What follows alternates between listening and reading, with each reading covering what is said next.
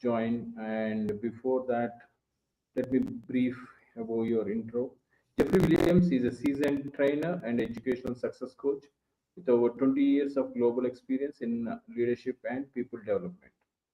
He has conducted strategic training for CEOs, government bodies, MNCs, SMEs, and non-profits across countries like Vietnam, Indonesia, Bhutan, and Turkey. In Singapore, he has led programs for esteemed institutions such as the Singapore Armed Forces and Ministry of Education. Known for his engaging style and practical insights, Jeffrey empowers individuals to lead with clarity and confidence. His work continues to earn high praise from his impact and effectiveness. Thank you so much, Jeffrey, to be on board, and the stage is all yours. Thank you very much. Hello, everyone.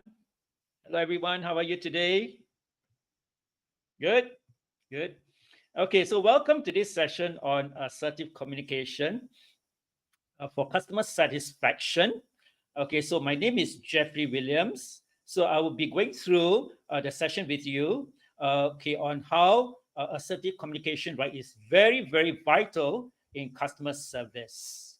So I'm going to touch on that as I go along. So if you have any questions, okay, for me, we'll just leave it at the end of the session, okay, where you can actually come in and post your questions. So I'm from Singapore. Okay, so let me do a brief introduction, okay, of the whole session itself. Okay, I'm going to share my screen, and then right from there, we'll get started.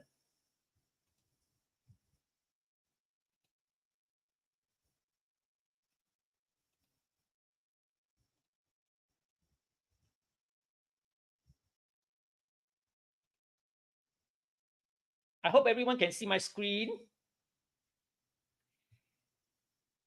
Okay, let's hide this one. Okay, so assertive communication for customer satisfaction. Okay, so my name is Jeffrey Williams. I'm just going to skip this because he has done the introduction for me. The host has done the introduction for me. So let's keep on to this. So I've got this question here. So what is assertive communication? So we know how to deal with customers. We know how to deal with our colleagues. We know how to deal with our friends. Okay, but exactly what is assertive communication? Here it's where you express your thoughts, your feelings, the needs directly and honestly, balancing self-expression, consideration of others, respecting their rights and viewpoints. So what it really means here is this, where I will just bring out my feelings, my thoughts, my needs. Okay, at the same time, right, I'll respect the rights and the viewpoints of others. So this assertive communication is a sense of a win-win situation for both parties. So let's work on communicating assertively because this is vital in terms of customer service. And in other areas too, when we talk about customer service, the more vital assertive communication is. So let's work on this. So what I'm going to cover here is we're going to talk about the do's. That's number one. The don'ts of assertive communication. I'm going to give you the dynamics of assertive communication, and also going to touch on the 3 ways to communicate assertively with customers, and lastly, the tips of how to communicate assertively with customers.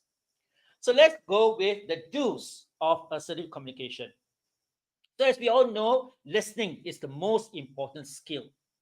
Listening is the most important skill because we need to understand the viewpoints of others. So what is all this active listening all about?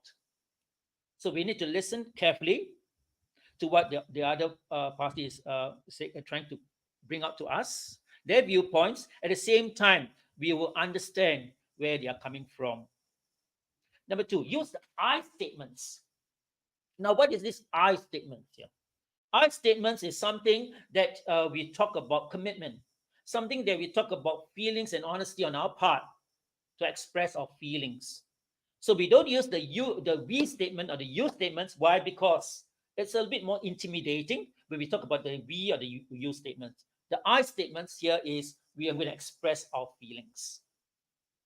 Eye contact, which is one of the most crucial part of our communication, because eye contact is where we talk about the body language. So when we are speaking with people, with someone else, all we have to do, right, is to observe, okay, maintain our level of eye contact with the other person. That is where we're going to show our confidence. That is where we're going to share what our feelings are, our experiences, and so forth. So we need to maintain eye contact throughout, okay, the conversation here. Respect different opinions during discussions. So, like what they usually say, right? No idea is wrong. Every idea is a respected idea from someone else. Let's put it on the table. Let's discuss, because those ideas are important for us to get along, to get ahead. And with the last part, right, which is most important of it all, is to speak clearly and confidently to convey your message. So speak slowly. Ensure the rest of them understand what you're getting at. Feel free, okay, to come up with your ideas or suggestions. And also, right, we want to work on how we can actually confidently speak with others. So this is where, right, we want to confidently convey our message to others so that they understand us and we understand them. So I've touched on the do's, okay, of assertive communication. Now let's go on to the don'ts of assertive communication. Make demands. This is very aggressive style. Make demands, very aggressive.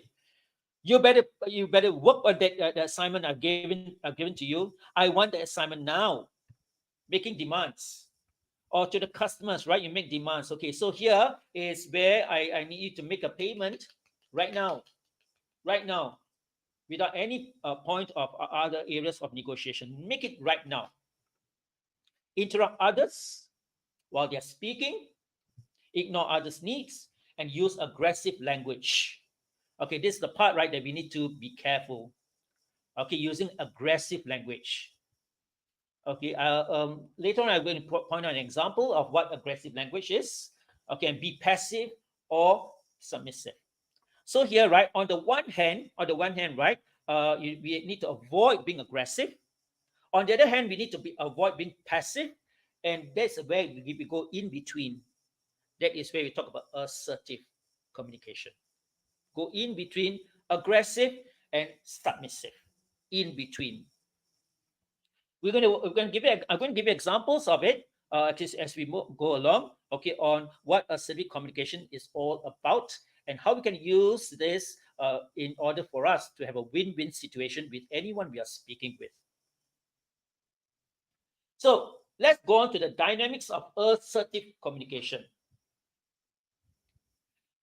Like what they always say here is this, right? In order for us to understand others, we need to understand ourselves first. We need to identify what our needs are, what our feelings are. And we also need to listen to other person's response.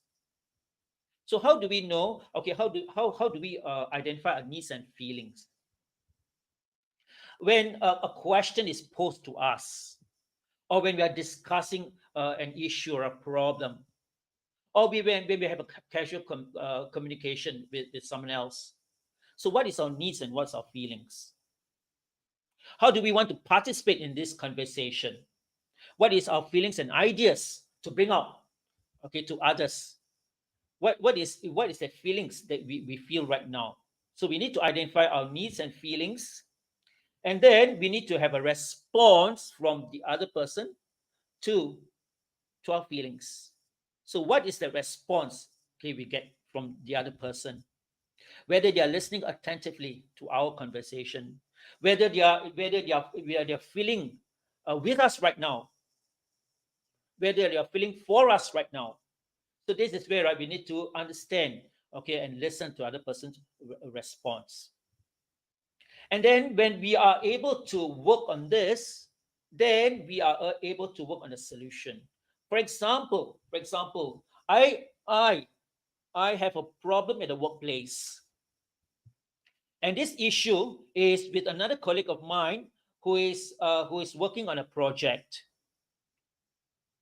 And this project took a little bit of time, and there was a delay.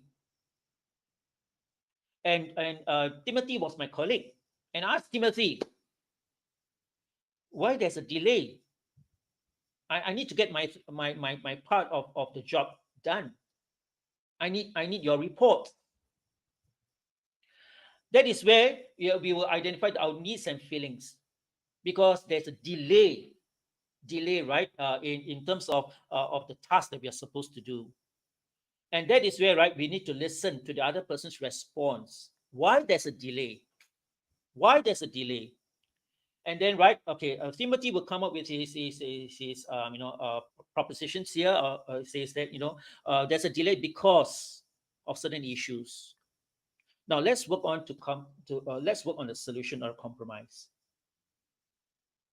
And after that, right, we go on to the choosing the right time and place. When is the right time to work on these issues? When is the right time to have a discussion? Where will the place be? Will it be in a quiet place, or will it be in a noisy environment? So the place is important. Why? Because we want to focus on what we need to do and how we're going to resolve the issue. Next comes to use the I feel. I feel the situation escalated. Why? Because certain parts of the there was a communication breakdown. There was a communication breakdown. So I feel this way. I felt this way. There was a communication breakdown. So here I use the I feel. So when I use I feel, it's more of a commitment. Okay, more of honesty on our part to say I feel the situation is out of hand because of the situation. And then once you get that feeling across to the other person, okay, that is where, right, we will thank the person for for listening to us. We'll thank the person for, thank you very much for listening to me. Why? Because of the situation I'm in, and because of the difficult problems that we are facing right now. This is where, right, you have you have listened to me carefully, and this is where, right, you are able to know exactly how I feel and understand the issues that I'm bringing up. So thank the person for listening. Okay, and these are all, the whole picture, right, is the dynamics of assertive communication. Now, what are the common mistakes to avoid? Here, while we know we are eager to communicate, but what are the common mistakes to avoid? So being too aggressive or passive. Example, right? Too demanding. Okay, from your colleague. I want the report right now. I want the report right now. Back at my desk this afternoon. Or being passive. I'm getting someone else to do that report for me. So I'm just waiting for that to happen. So you're just waiting for something to happen, okay, for someone to actually assist you. And that is where we talk about being passive. Being passive, communicating passively. Next one, we talk about blame. So using the you statements that blame others. Using you. So using the you statements that blame others for things that is going wrong. So here, ownership is important. So use the I statement. Okay, I feel this way. That that the situation happened is because there was a communication breakdown. I feel this way. Rather than pointing the blame at others, I feel it this way. Failing to listen to others. Now, this is one of the very common mistakes that we make. I speak for myself in this area here, because very often I like to jump into the conversation. I like to interrupt, and I fail to listen to others, and that is my downfall. That is where I need to improve on, because I fail to listen to others. Fail to listen to others, to understand them, to feel with them, and to take things for granted. That is where, right, I fail to listen to others. Being too aggressive or passive, letting emotions take over. Too aggressive, too passive. Okay, and then, right, we let our emotions take over. So that's where the subconscious mind takes over. Okay, our minds to actually give. Okay, to actually speak, to actually say things that would either hurt or please someone over and over again. So these are the common mistakes to avoid. Okay, now I'll give you the 3 ways. Okay, 3 ways to create customer satisfaction in any assertive communication. 3 ways. I call it the 3 P's. 3 P's. Process, that's number 1. People, number 2. Product, number 3. So let's say we are dealing with a customer who has purchased, for example, a vacuum cleaner. So here is in terms of we talk about how we're going to persuade them, okay, to buy and influence them to buy. But customers would like to know the processes. Are they fair? Are they inclusive? Are they creative? Or are they efficient? So here we can actually co-create, okay, with the customers right from the beginning of the communication, all the way to the end, okay, where the customers feel good about the way that we conduct ourselves.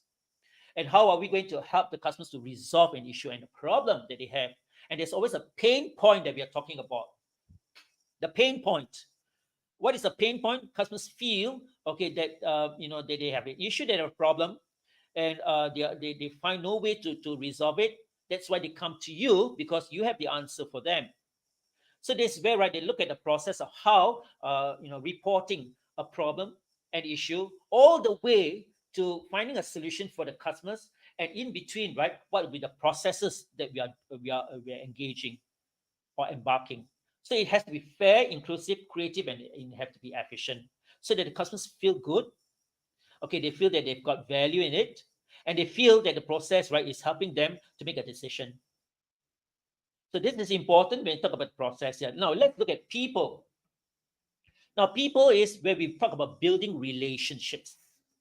As we all know, customers, right, they look upon our relationships as a cornerstone or a building block to strengthen the relationship, so that they are able not only to give us business, but also able to help others make a decisions to come to us. So here is, we need to build that long-lasting relationships, because customers are what we call it, the lifeblood. Okay, the lifeblood of the company. Without customers, there's no business, and there's no business, there's no company to work with or to work for. So customers are important, because we need to get our things going. We need to ensure that they are helping the country to generate GDP, gross domestic product growth, and helping the country to generate more sales, okay, more revenue, not only for the country but also for the business. So customers have to be has desire to be treated well. They're important. So make the customers happy. Make the customers happy, because this is all important, is that you have to make the customers happy. Last part is product. Customers need some level of satisfaction in the product or how the problem is solved. So they need some level of satisfaction. So here is, they're looking at the product. They have a wide range of products available in the market. The question is, why are they coming to you? What has persuaded them or influenced them to come to you? Because they know about you. They know about your product. They know what it can do and what it cannot do. They know the strength and limitations of the product. That's why they come to you. Now, when they come to us, half the battle is won. 50% of the battle is won. The next thing is to provide a service that matches the value of the product. To provide a service that matches the value of the product. And what service we are talking about? Look after your customers. Look after your customers. Okay, and ensure that they're getting the right product. Right product is all important when you're making the decision. It's always getting the right product, and value of the product is important, so that they can actually help to work on the problem and to resolve an issue or pain point that they have. 3 P's of customer to create customer satisfaction in any assertive communication. The 3 P's: process, people, product. Now I'm going to give you three tips on how to accelerate your communication style, how to be more assertive. Three tips. I'm going to give you a scenario here. So the scenario is Timothy is my customer. He has bought a cleaning robot previously to clean his home. But he has a problem with this cleaning robot. And what is this problem all about is that when the cleaning robot hits a corner, it turns. When it hits another corner, it turns. When it hits another corner, it turns.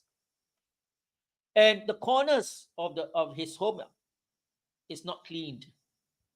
The corners of his home is not cleaned because there's always a barrier here. So there was this pain point. It was something that it was unwelcome for him. So he decided to get a vacuum cleaner. And the vacuum cleaner would help to resolve all his issues and problems that he's facing at home. So let's work on this scenario. Let's work on this scenario here. Okay, I just painted to you about this customer. His name is Timothy. So in terms of passive communication style, so I am the sales executive, and Timothy came to my shop, and he says, "I'm looking for a vacuum cleaner. I'm looking for a vacuum cleaner. Can you recommend one for me?" And the salesman says, "There you are. There's the shelf there. You can have a look there. You can sit. There is the shelf there, and that is where, right, the vacuum cleaners are there. There's the shelf there. Okay, just watch. There's the shelf there." Now this is a passive communication style. Why? Because it's something that the sales executive did not want to involve himself in, or did not want to participate. Okay, to bring the customer to a decision at the end whether to buy or not. Passive, very passive. Aggressive style is where the sales executive tells Timothy, "Do you want it? Do you want it right now? If you want it, yes, I'll bring you. If not, okay, you go and browse there. It's still there. You're just going to browse it." Aggressive, not helpful at all. Passive aggressive communication style here is this, where Timothy feels that I need more help. So the sales executive told Timothy, well, in that package there's some there's some reference guide you can actually read about before you buy it. There's a reference guide there, and if you made a decision, come to me. Okay, come to me, right? Then I'll go through the process of how you're going to buy the vacuum cleaner. The last part, that is where, right, we talk about assertive communication style. Now this is very vital. So here, right, Timothy comes to me and says, like, let's look at all. Okay, let's look at all the different brands of vacuum cleaners. Thank you very much, Timothy. Okay, let me demonstrate to you, okay, how this vacuum cleaner works, how it works. Let me demonstrate it to you. So I'm being in a more assertive style. Why? Because I'm helping the Timothy, okay, go through the process with him, and at the end make a decision. All the way through the customer experience, okay, that Timothy is going through with me. From point A, when Timothy steps into my shop, all the way till at the end when he makes a payment, and then when he leaves the shop, okay, all the way through, I'm helping Timothy to go through the process. I'm building relationships with Timothy. Whole process, whole experience when the customer is going through together with me, the journey map, and at the end, make a decision to buy. And then what I do is this, right? I will tighten the screw here on assertive communication style. I'll tighten the screw, okay, by assuring Timothy, right, if there's any issues, we are here to help you. We are here to provide that service. We are here to look after you. We are here to ensure that you get a good experience while using the vacuum cleaner. So here I'm more assertive, okay, in terms of my style. I'm more assertive in terms of my style here. Now, below here, right, you see three items here. Number one, visual, auditory, and kinesthetic. Now, in terms of a communication style here, okay, where we talk about looking at our conversation, okay, with the customers, and looking how they respond to us. If we pose a question, when you talk about visual here, right, if we pose a question, and when we look at the facial expression here, when we look at a person's facial expression here, visually, okay, we can see the facial expression here. And one very important part of it all, eye contact.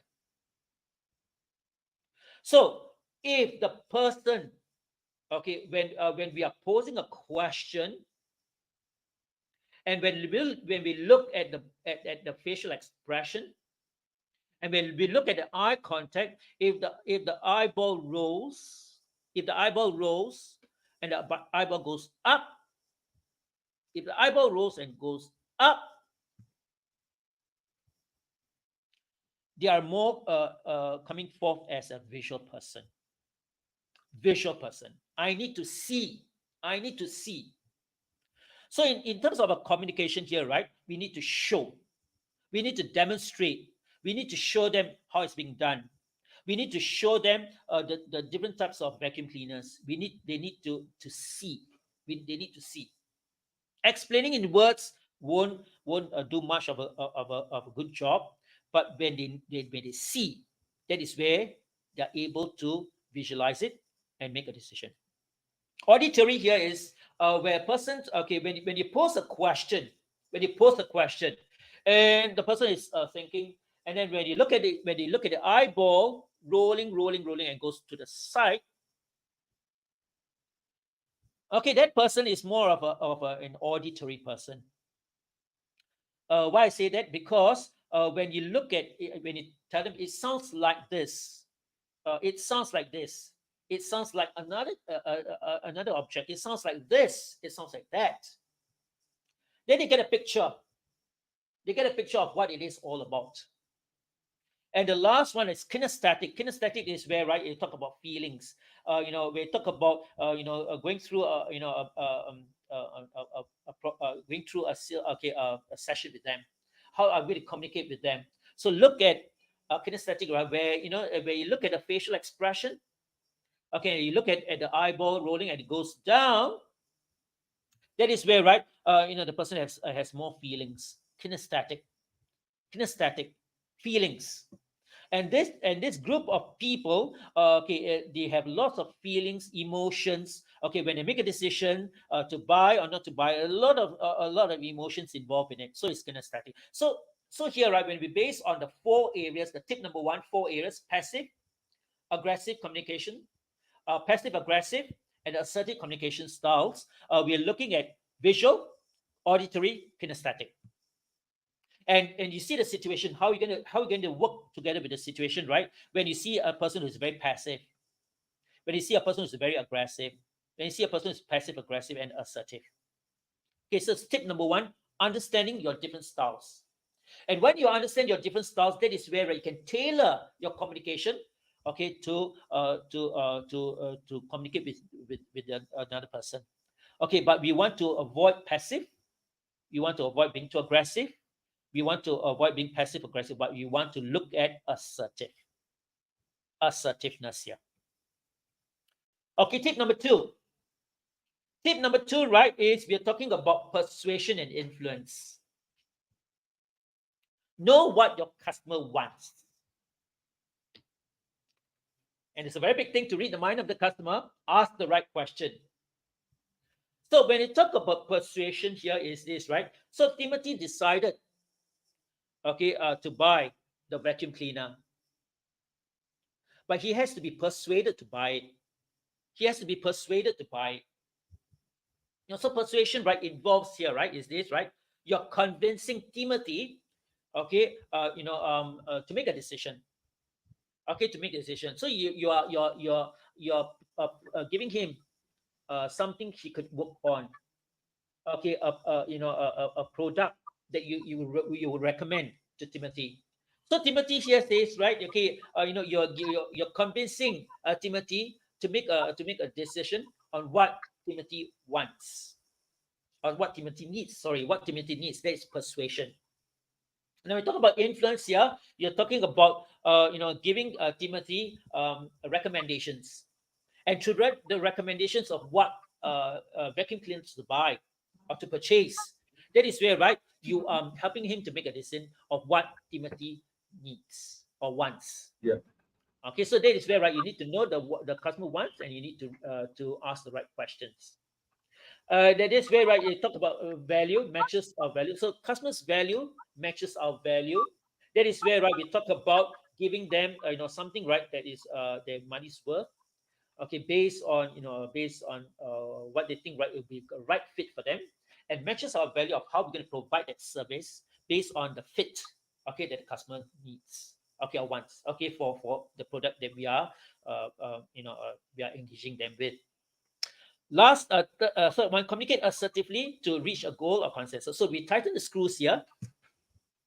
So once CMT has made a decision, we're going to tighten the screw to say, right, okay, well, okay, you have made a good decision here, and if there's any issues, okay, just feel free to reach out to us, okay, and also, right, we have a support team to actually guide you, okay, to actually help you to actually work on the product they have purchased from us, and that is where, right, we're going to reach the goal of consensus. Yeah. So it's a yes or yes. Okay, yes or yes here. Don't feel the silence after asking, but consider needs and offer clear options. So here, right, is this, right, when Timothy makes a decision, okay, once you have really persuaded and influenced Timothy to actually make a decision, okay, so here let Timothy think, to ponder and think about the decision that's made. Yeah. Okay, and consider let him have a few minutes to think about it, to see, right, whether this is the one that I need. Yeah. Okay, consider needs and offer clear options for this. Okay, now and third one, saying no without tension. Saying no without tension, and this is where, right, it's vital, okay, for us, okay, to ensure that we say no politely. So remember here, it's not what you say, but how you say it. It's not what you say, but how you say it. So I'm going to pick out just two here. Okay. Number one, start saying I don't versus I can't, because the former implies a policy, whereas the latter. Okay, so here is this, right? I don't. So what you're implying here is, okay, sir, because of company policy here, right? I don't think we are able to assist you in this Yeah. area here. Why? Because of the company policy. I can't. Why? Because at the moment, right, we have no shortage of manpower, or a shortage of a product that you're looking for. But let's work on something, okay, an alternative that we could actually offer you. So it's something that can be negotiated. So that I can't is something that you can be negotiated with. There's room. Okay, there's room, right, to be negotiated. Okay, there's a bit of flexibility here. Now I'm going on to the third one, saying no. Understand that people will react strongly to you if you have a history of being customer pleasing and being a doormat. So this is not what we want.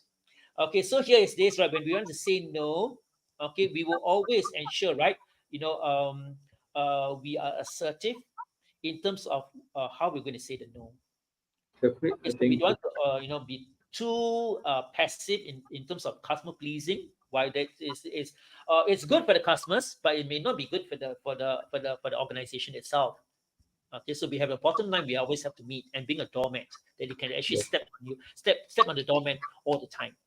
Jeffrey, I think we are running out of the time. Please complete. Okay. Let me just this one. Okay, so some of the action plans here you can actually take is take responsibility of what part of the situation you can influence.